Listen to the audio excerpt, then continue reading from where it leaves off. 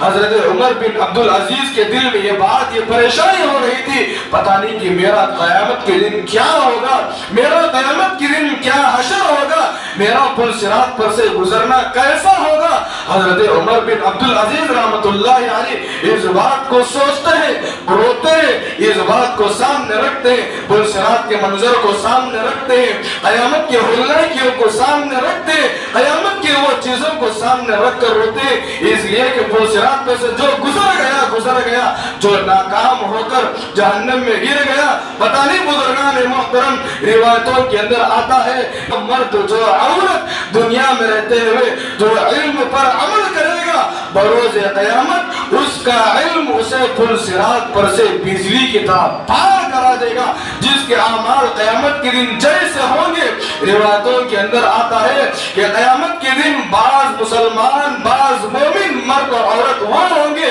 جو ایمان کے، جن کے پاس جتنا عمل ہوگا، وہ پل صراط پر جب قدم رکھیں گے، اپنی پلک جھپکنے کے بقدر وہ پار ہو جائیں گے،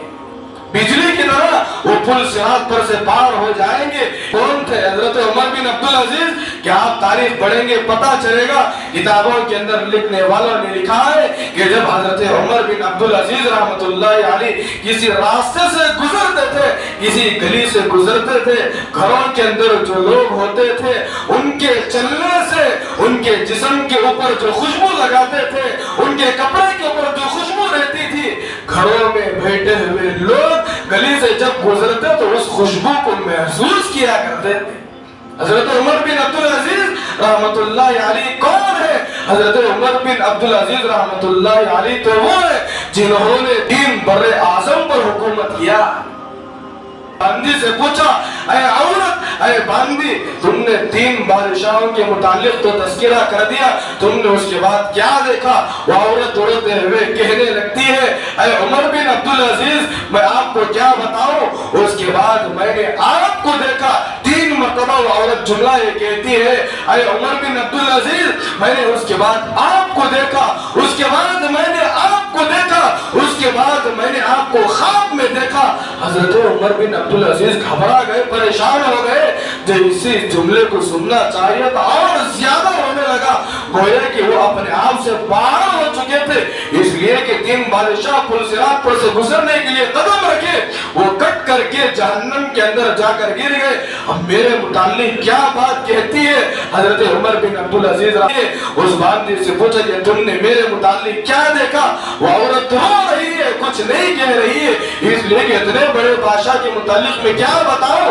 بات تو صحیح ہے، بات تو حق ہے، بات تو اچھی ہے۔ وہ عورت روتے ہوئے کہنے لگی، اے عمر بن عبدالعزیز، میں آپ کے متعلق کیا دیکھتی ہوں کہ آپ پل صراط پر جب قدم رکھتے ہیں، آپ کو اللہ پاک بجلی کی طرح پل صراط پر سے پار کر دیا ہے اور آپ صحیح سلامتی کے ساتھ جنت میں پہنچ چکے ہیں۔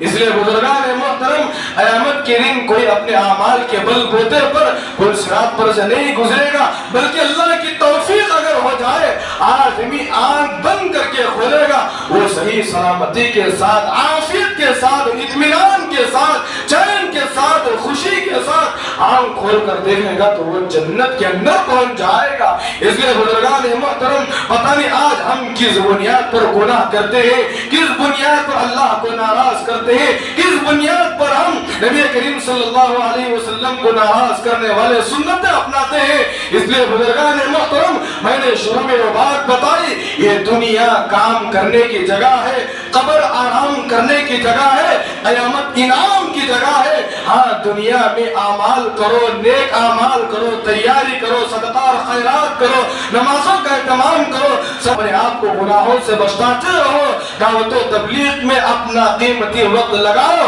اپنی جوانی کو لگاؤ، اپنے وقت کو لگاؤ۔